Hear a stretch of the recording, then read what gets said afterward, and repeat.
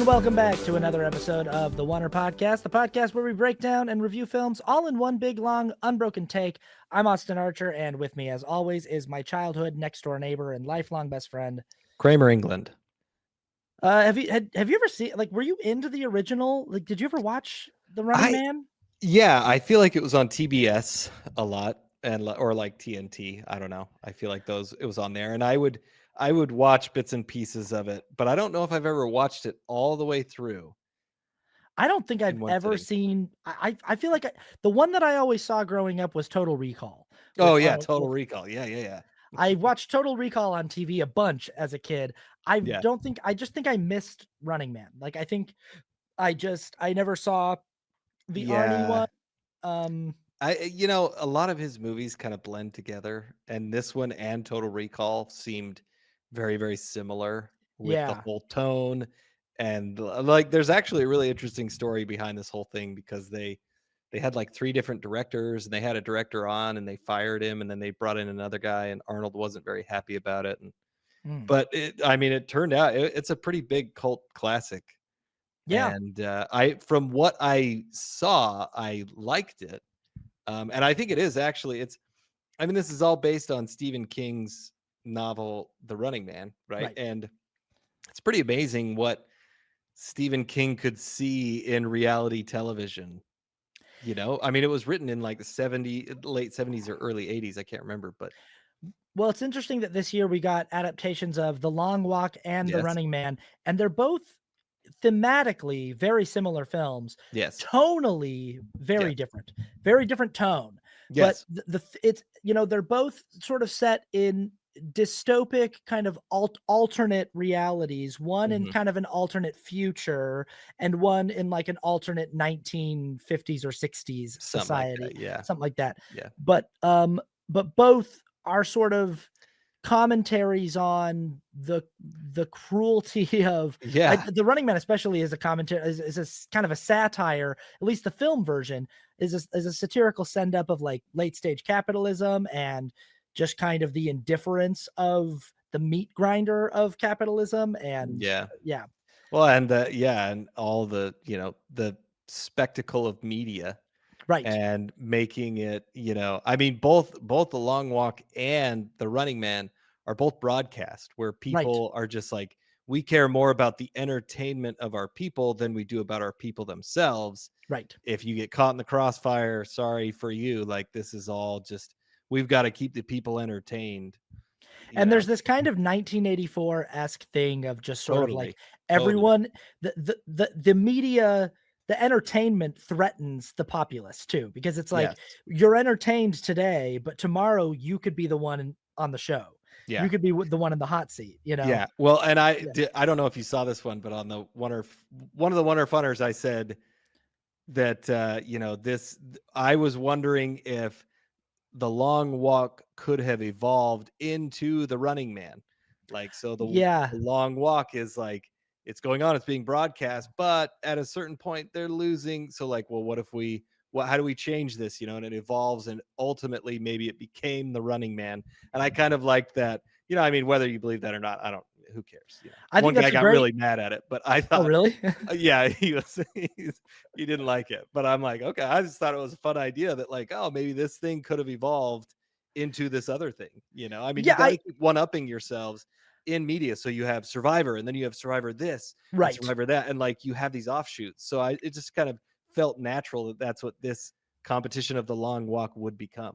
Yeah, and I don't know if that's what Stephen King intended, but and I doubt it, but I think it's a fun fan theory. Yeah. I think it's a fan, Yeah, and that's exactly what I was thinking of it as too. Like, oh, this is just kind of cool. Like, oh, they're connected. And Stephen King does like to connect his books. Yeah. He had the whole Dark Tower is that, thing. But I just thought that was an interesting thing not that it matters either way to either one of the movies, but I think it is interesting to see that like you've got to one up yourself in media, and you keep making these offshoots and going higher and higher and harder and harder. And like, that just seems to be the natural evolution of this Long Walk. So anyway, Obviously, today we are talking about The Running Man, that is in theaters right now, directed by Edgar Wright, starring Glenn Powell and others. There's a whole bunch of people in this movie. Mhm. Um, if you don't want if you want a spoiler-free version of our thoughts, we have those already on the channel. You can go Yeah. and watch our spoiler-free thoughts. This is going to be a spoiler-filled,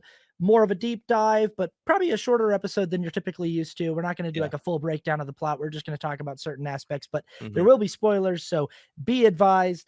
Um, the Running Man is the gist of it. The concept is it's a story of in a alternate future there is a TV show called The Running Man, and this is sort of a society that has a bunch of different game shows that are all produced by this one network Yeah. where people compete for money, but if you lose, you die. Like in several of these Yeah. games, Yeah. You the died, but apparently your family still gets the money, I think was yeah, kind of the yeah. at least the network says so. But, Yeah, it's yeah. obvious it's like who would trust this network? But I guess if you're in a world where you have no choice, our Yeah. main character when we meet him, Glenn Powell, we like his one defining characteristic is that he's got a temper. He's Yeah. Yeah. which I also I found this weird that like the thing that gets him cast on The Running Man eventually is Josh Brolin's well, people are he does all these tests and people are the people at the network that test you for the shows are like, you are by far the angriest Yeah. contestant we've ever. And I was like, in this world, no one like you've never seen another angry person before. Yeah. Like I Yeah. just like the world of this movie reminded me a lot of Mike Judge's Idiocracy, where it just Yeah, you seemed said like that, right, yeah. it seemed like everyone in the movie was just really stupid, except for Glenn Powell and his wife. It seemed like they're Yeah. like the only people in the world who get how messed up everything is, and everyone else is just like, yeah, yeah, like I Yeah. don't know why there hasn't been a revolution in the society, Uh, Yeah. Yeah, I wondered that as well. It is kind of like a and I also I really loved what you said on your first thoughts of like I love Glenn Powell. I think he's awesome. I think he's a great actor. I think he could be one of his next action stars, but I do feel like he was super one note in this movie and just like I felt the same way like okay, he's angry, but like why is that I I didn't get the connection between the anger and everybody rooting for him. Because like I get if you're angry, you can be angry at the bad people, but he's angry at everybody. And right. it's kind of like, well, why you've got to have more of an endearing characteristic to the people that you should not be angry at. Like Yeah, it and was kind of weird. It was a weird I didn't really get the character. well, and then it begs the question too is like, is it a flaw in the performance that it's one Yeah. note, or is it a Yeah. flaw in the writing and the directing? Yeah. And Yeah. I kind of lean towards the latter. Like I just I don't think agree. the character was given much else to do other I than be agree. mad and rage. In Yep. fact, like was the vein in his forehead real, or did I they that's what I was wondering too. I don't because know. he has this vein in his forehead that is like it's like I couldn't stop looking at I it. And couldn't either. and I kept being like, is that makeup? Is it something they added in post? Or does Glenn Powell have that vein in his forehead? And but I didn't finish saying the kind of the summary of the story. So there's this network that produces all of these deadly TV shows, and their deadliest show is called The Running Man.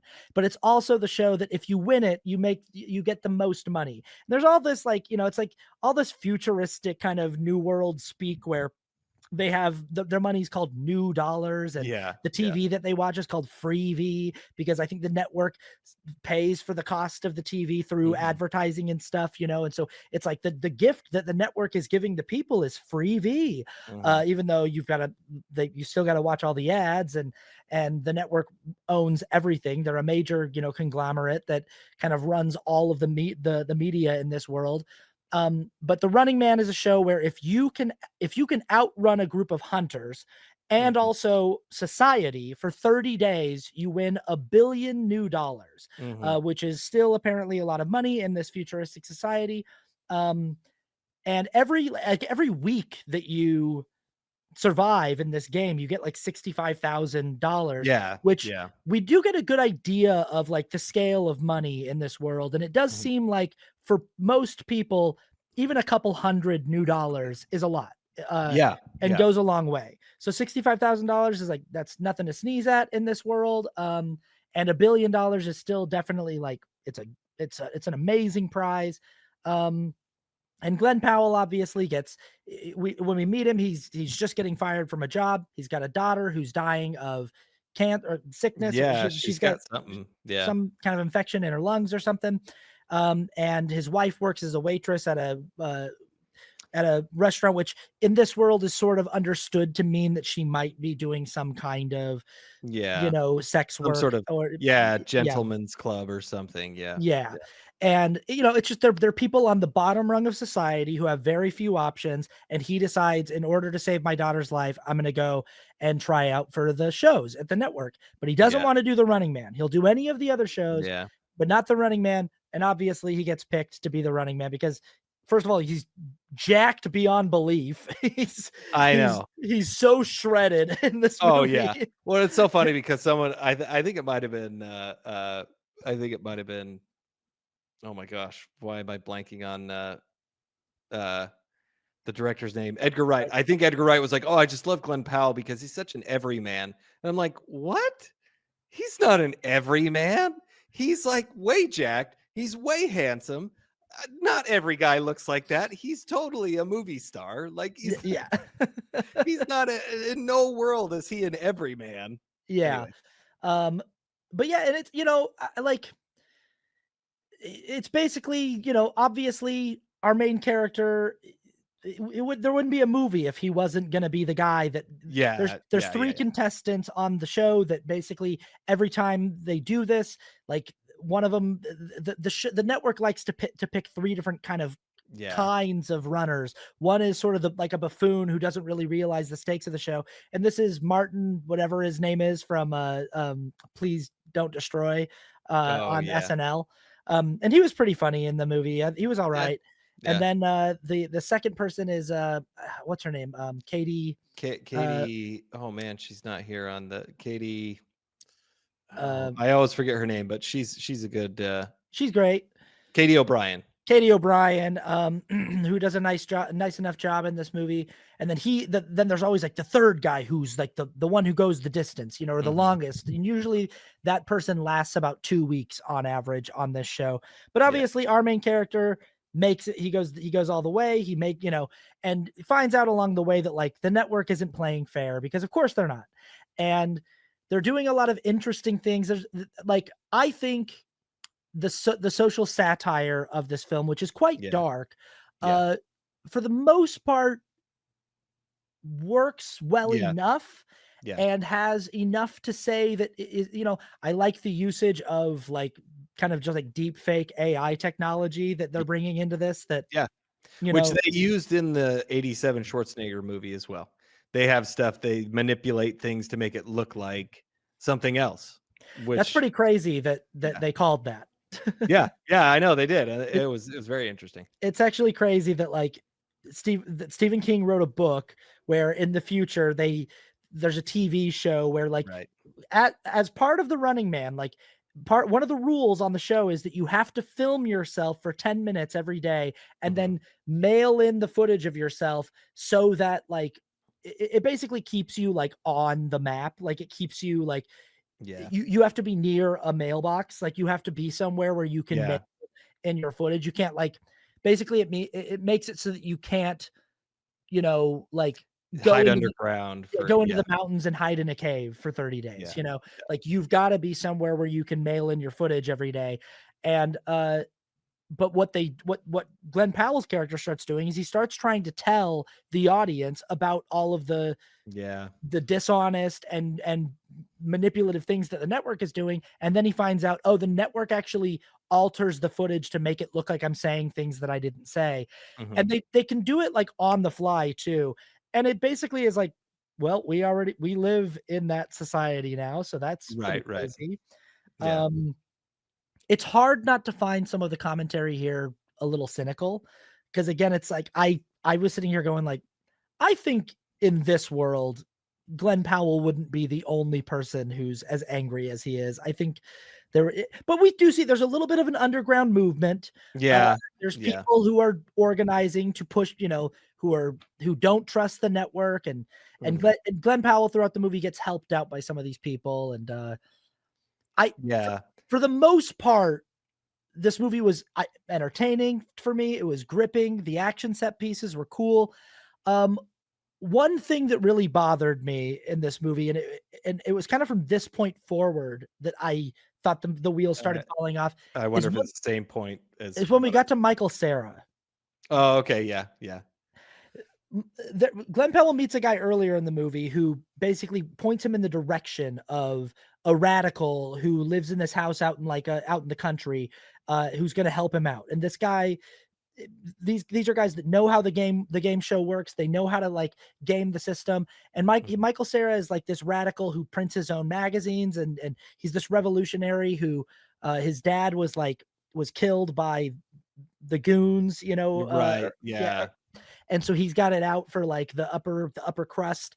Um, and they've got a pretty good plan of like how to beat the system. They're gonna pre-tape all of his Mhm. tapes, which I also was like, I can't believe that's even an option. I can't believe like Yeah, yeah, there isn't tech that like timestamps when you film, like that seems like a really big plot hole. But they're yes. gonna do this. They're gonna pre-tape all of his tapes, and then Michael Cera is going to go around and drop the tapes off in different mailboxes Mhm. to throw the hunters off of his scent, and he's going to go hide out in a bunker that Michael Cera's dad built. And they're Yeah. going to like, and I just was like, this plan seems like it will work, and the only reason it doesn't is because Michael Cera and his mom, well, first his mom does a thing that like Yeah. is really annoying, but then Michael Cera like just decides to just like say like Yeah. Well, screw it. she's gonna push a buzzer, which apparently every house has, Yeah. and she's gonna tell the authorities that, "Oh, he's here, Ben Richards is here." And Michael Cera stops her, and then he ultimately decides because he's crazy that he's gonna push the button so that he can kill a bunch of these goons, which I agree. I was kind of like, why did you do that? Like, why didn't It you just have the mom do it and he wasn't there, but then he's excited and he's like, no, no, this is okay. This will be okay. And like, it was a weird, that was kind of the point where it really didn't I work. just I just don't like when movies just have characters do something that I don't think they would do, I but the agree. move but the movie's like, "Well, we need to have them do this so that things fall apart." And it just is like character acts stupid so that plan Yeah. can Plot not can move work, forward. Yeah. And the plot, but it's like I like the plan that they were going to do, I think would have worked. Yeah. And obviously you don't have a movie without that, but it's like, can you come up with a more clever way in the screenplay to have the plan fall apart Hmm. than Michael Cera, who came up with the plan, just decides to sabotage it? Like, you know, Yeah. that and they wanted that scene to be kind of fun, and I just was annoyed. And then from that point forward, the movie was just doing things that in my brain I just was like, I don't get any of this. Like, I don't Yeah. I like it was there was so much plot armor on Glenn Powell. Yeah. I didn't get why so many times the hunters didn't just kill him. I know that they had set up that like, oh, if the network's getting good ratings, they're gonna try to stretch it out. But also there were several times where I was like, I think this is it. I think Yeah. you just kill him here. And they would just be like, no, let's not. Let's just like let him keep going. And Yeah. I don't know. Yeah, Uh it was really strange because right after this, right after Michael Cera, I was with the movie the entire time. Even with Michael Cera, I was like, okay, that was dumb, but at least the sequence is fun yeah. when he's like, that made no sense to me that he would do that, but I forgave it because I still had a lot of fun with it. But once he gets off, like right after this, he goes to a house and he's thinking about his daughter and his wife, and it's kind of a weird scene. And then he gets in the car with Amelia Jones, I think is her name, from Coda, Hmm. and that's when it all fell apart for me because, Yeah. like, I get it, I get, because he gets in the car with this rich girl and he kind of opens her eyes to like the oppression that's happening, and she's so rich that like she doesn't see it. And like I get what you're saying and I agree with what you're saying in this movie, but then it just became way too heavy-handed, and instead of having fun they started trying to like push the message a little bit more. And I was like, if you would have kept going crazy, if you would have kept doing crazy stuff, and you would have kind of kept this satire of like, oh, this is funny, but like we're, kind of more tongue in cheek type way. I think the message hits harder than when you just start preaching, because at this point it started to become preachy. And anytime when you preach, even if you agree with what they're preaching, it just becomes a little bit harder to grasp for most people. And this was kind of like, okay, you're just becoming preachy a little bit here. And I think it would be better if the third act was way more fun, Yeah. because it just became a little too self-serious, and I wanted it to be more fun. I wanted it to be Yeah. more crazy, and it really wasn't. Like the third act of this movie, which is the plane scene that we see in the trailers, the trailers made it look awesome, which it was really cool, but it also was just, it was so serious that I didn't have any fun with it. Right. And I really wanted to have fun with it. I wanted to have Yeah. more fun with that, but it just wasn't really there. So that was really when it lost me as well. So it was about pretty much in the same spot that we kind of got lost, which is what I'm hearing from a lot of people too. Like, Well, and then the end of that sequence is that, well, in that sequence in the plane, uh, our main villain, which is Josh Brolin, he's the head of the yeah, the network. network. He offers, like, a big twist is that he talks to Glenn Powell and he offers him his own show. He goes, Yeah, "You've done so good. Like, people love you so much. What if we gave you your own show?" And it was like, he goes, "So I'm gonna have you kill all of the hunters on that plane with you, and then you're gonna be the lone hunter, and we're gonna have you get. We're gonna, the network is authorizing me to give you like $7 million a season yeah, for yeah. your own show." And what we find out is that the main hunter that's been hunting him the entire movie, he was the guy from the first season of The Running Man who went the distance, 28, 29 days. Yeah, 29 days, and he was offered the same deal by the network and he became a hunter. And the network did all kinds of horrible things to his family and all this stuff to, like, basically break him down and just make him this, like, murderer, which I thought yeah. was interesting. I thought that was interesting. Yes. But the way that this all, like, plays out is Josh Brolin gives him kind of, the plane is on autopilot and it's on a collision course, like it's Mhm. gonna crash, Yeah. and Glenn Powell wants to fly the plane into the network building, into, like, Josh Yeah. Brolin's office and kill him, but they're controlling the plane with autopilot, and all of the parachutes have been used, and, like, there's no escape route, and Josh Brolin gives him one last chance. He's like, "Take the deal, and I'll make sure you get out of there safely." Glenn Powell doesn't take the deal, and he goes, "All right, have it your way," and they crash the plane, and then we just sort of fast forward to, like, later, and Yeah. it's just like Glenn Powell's alive, and he's Yeah. still leading this revolution, and the movie doesn't bother explaining how that happened. Well, the one guy comes on who's a part of the resistance, right? Right. And you have a video and he's like, "Oh, there was a little pod that you can see right here." Yeah, but But e it really it but even when I saw that, even I was like, "Okay." I was like, yeah, that's yeah, that's what I thought too. Like, yeah, eh, this is the thing. I love Edgar Wright. yeah." I think he's an amazing filmmaker. I think he's extremely talented. Uh he has a problem with endings.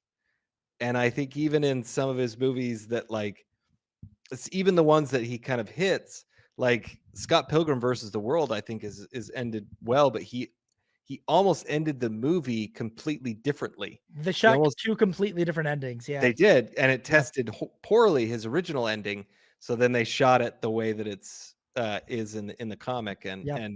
and it worked out better. But like, I'm thinking about The World's End, and I hated the ending of that movie. And it was very similar to this. And there's a few other movies, even Shaun of the Dead. It's kind of like, okay, the ending is okay, but it's kind of, sometimes it's unsatisfying. And Baby Driver is that way too. Even though I love all these movies, I think they're amazing, but like he sometimes he I just think doesn't land. I think Edgar Wright films start strong. Like, Yeah. they are Oh, absolutely. like, they have, like, a really strong, like, first 2/3 usually, Yeah. and like, Scott Pilgrim is probably my favorite Edgar Wright film Yeah. personally, Yeah. It's amazing. and it feels the most maybe complete, and Shaun of the Dead is in there too, Yeah. but I talked about this in my spoiler-free thing, but I actually felt like the I felt like I could feel the presence of Edgar Wright as the director of this film Yeah. in a distracting way. I felt like he was adding all of these Edgar Wright isms to the edit of the film that didn't need to be there. They were just there to remind me that Edgar Wright was the director. Yeah. And that, like, if it's not serving, like in Scott Pilgrim, when we're doing the camera wipes and or in a lot of his movies, he finds a way to make his style work for the narrative.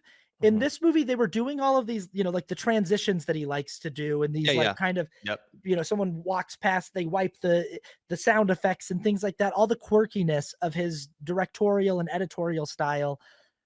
In this movie, it just felt like it I don't think this movie needed it, and it just felt like it was added in there just to be like, well, I mean, if Yeah. Edgar Wright's directing, we might as well, right? We might as Yeah. well just.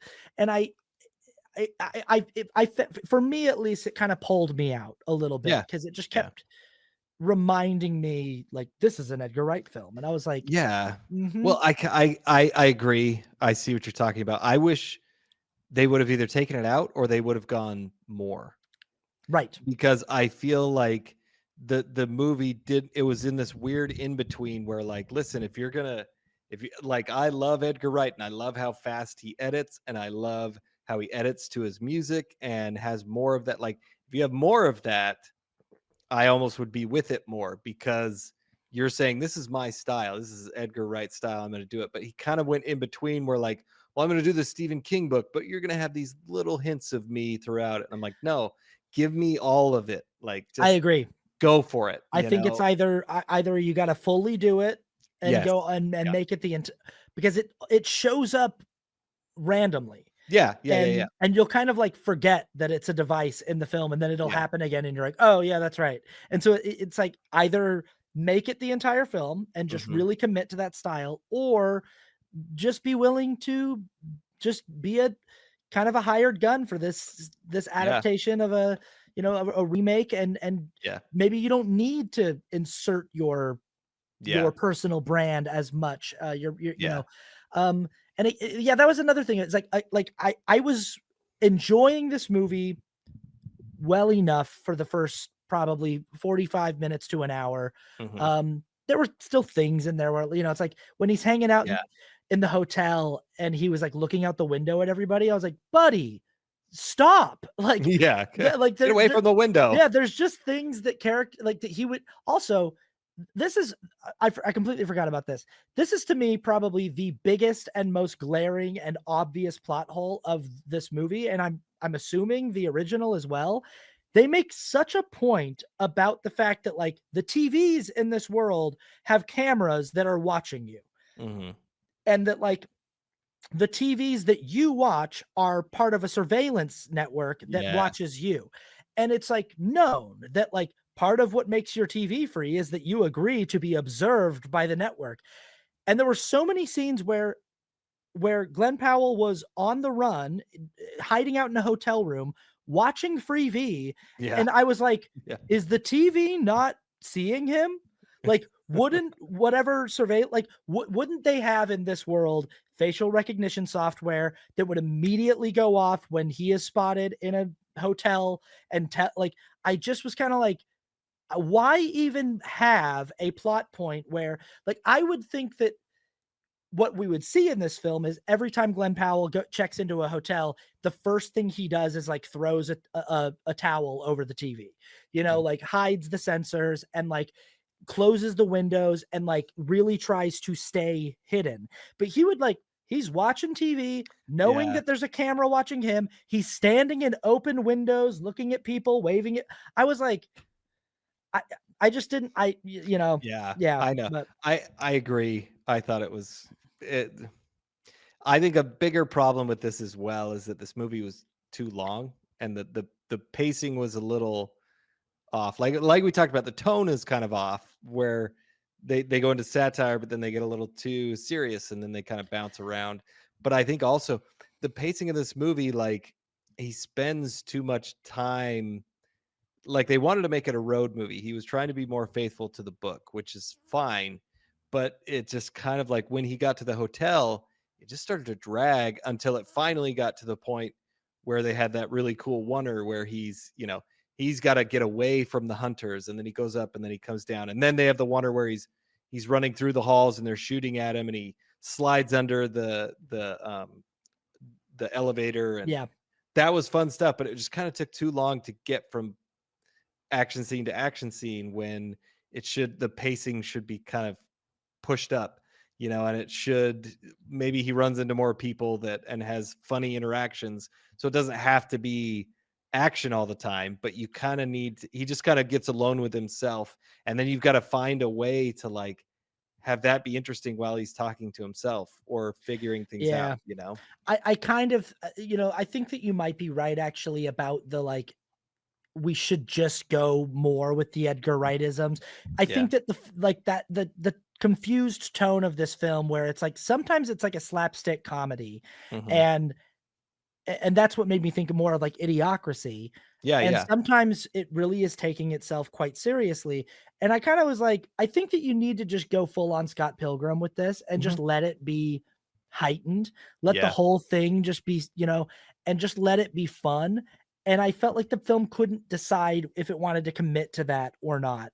Yeah. And I think one way or another, like you either need to commit to being more serious, like The Long Walk, but this is such a ridiculous world that I think that I think it would Mhm. ultimately serve the story better to just like commit to the fun of it and Yeah. just and the movie is fun. It does have fun Yeah. sequences.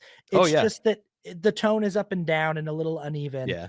Yeah. Um, One aspect of this film that's really, really fun that we haven't talked about yet is Coleman Domingo's Oh, performance. love it. Um, and I think you made a point in your spoiler-free thing that, like, the movie probably they do this in the original where the president of the network is also the host of the show, and I Yeah. think that we didn't need Josh Brolin and Coleman Domingo to be two different Josh Brolin's great, and he does a Yep. good Yep. I liked his fake teeth that he was Oh, I wearing in loved the it too. I thought he was yeah, great in what he had. Yeah.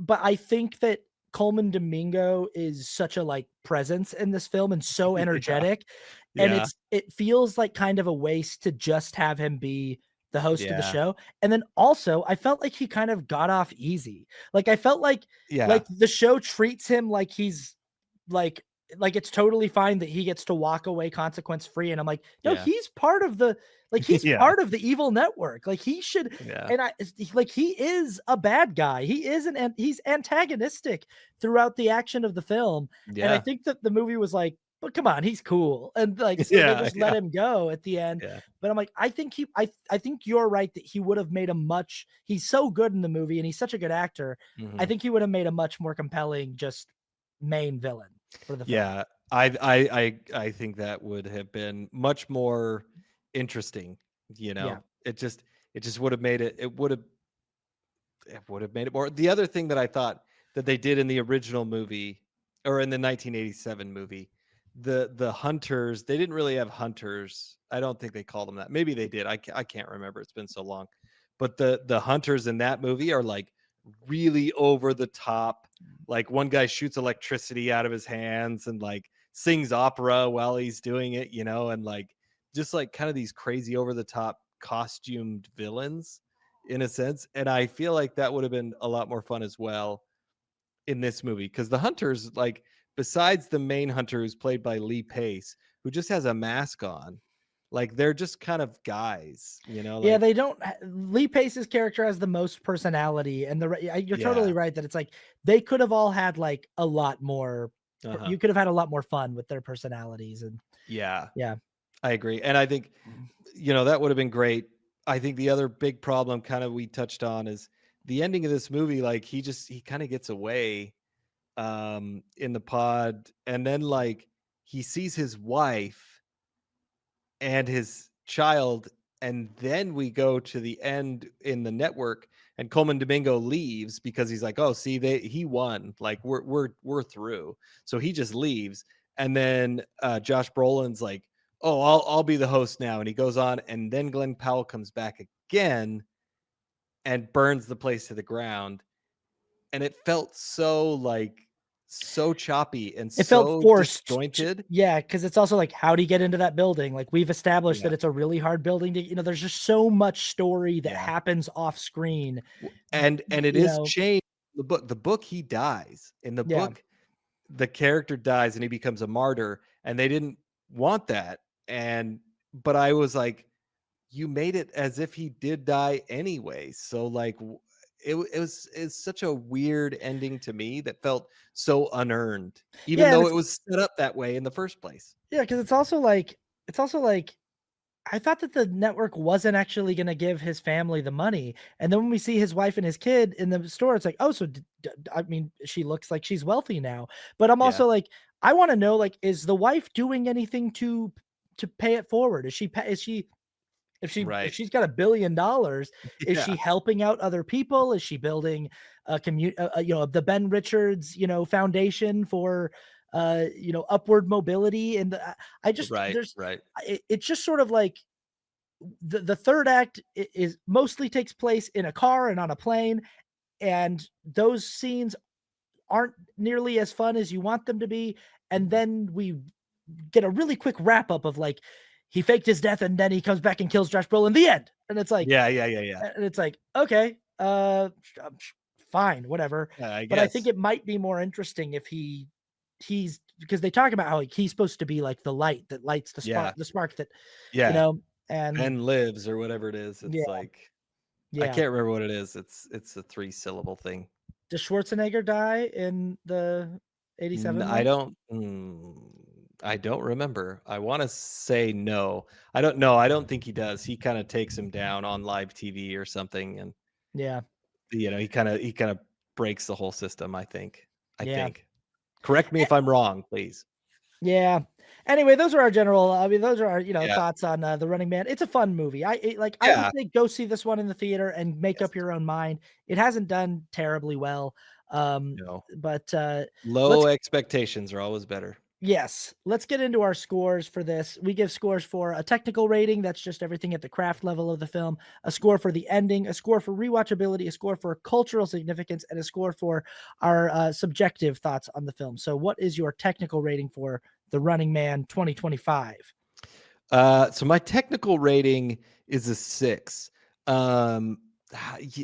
a 6.5 because there's a lot of really fun. 2/3 of this movie, or really 3/4 of this movie, are pretty good. A lot of fun action set pieces are really great, and a lot of fun stuff in it. But the ending is really, really bad. Like it just really kind of falls off.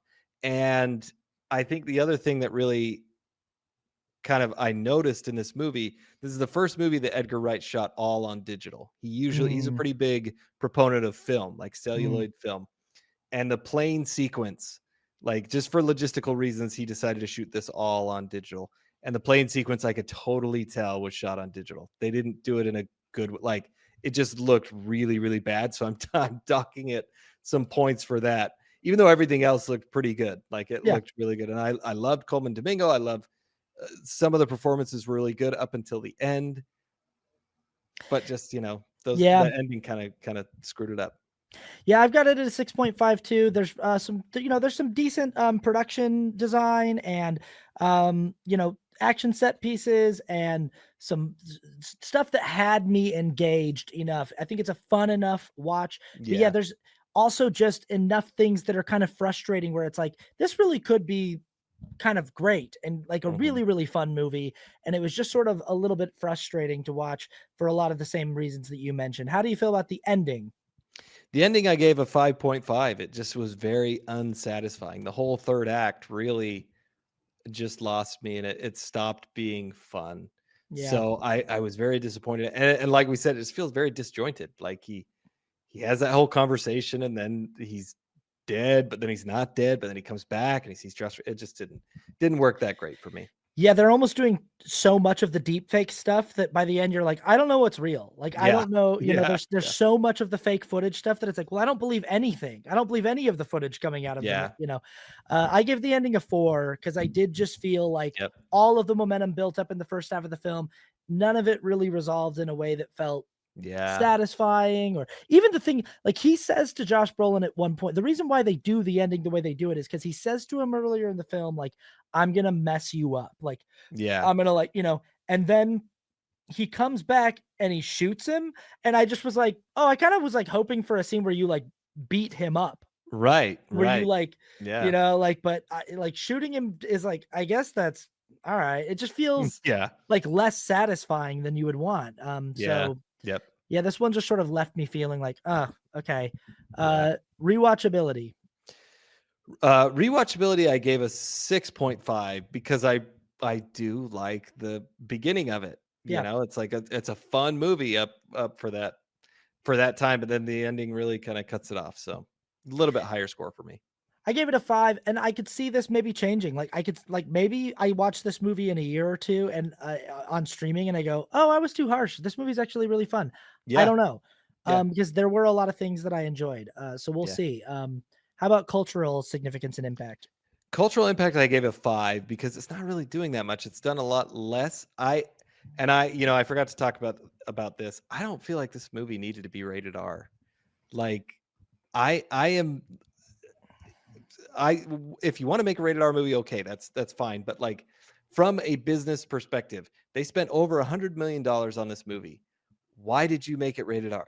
Like you it's just it's a fact that PG-13 movies make more than rated R movies because your market is way more open. Like if you're gonna make this movie rated R, which is fine, cut the budget by about half or maybe about 60 million, and then you could probably get your money back.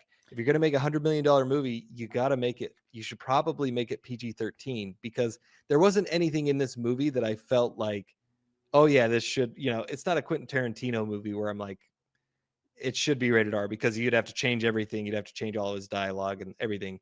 Like I didn't mind that this movie was rated R, but from the business side of me is like, why did you could have made it PG-13? There's not a ton of violence that's like over the top, but like, I don't know. Anyway, I sorry. I'd say the reason to make it rated R is because of the way that they like to do the violence on the show and stuff, that, like, Yeah. there's a lot of, like, really graphic, but I felt like that stuff could have gone further. I felt like, "Hey, Yes. if Yes. we're here doing kind of, like, over the top funny violence, Yes. funny g like, then let's go bigger." Like, Yes. let's And you know and do it that way and then cut the budget because Right. you're not gonna make as much money. So don't give it more money to make it. So I felt the anyway, so but the fact that not as many people are seeing it, it's not as big of a cultural impact. So I don't think it's doing Sure. it right. Yeah, Anyway, I've got it at 4 for a cultural impact because yeah. Yeah. I just kinda think this movie's gonna, like, come and go and not really I don't think it's gonna Yeah. have much of a life, I agree. personally. I could be wrong. What's your subjective score? My subjective score is a 6.5. Again, a lot of fun with it in a lot of ways, but it just kind of loses it at the end.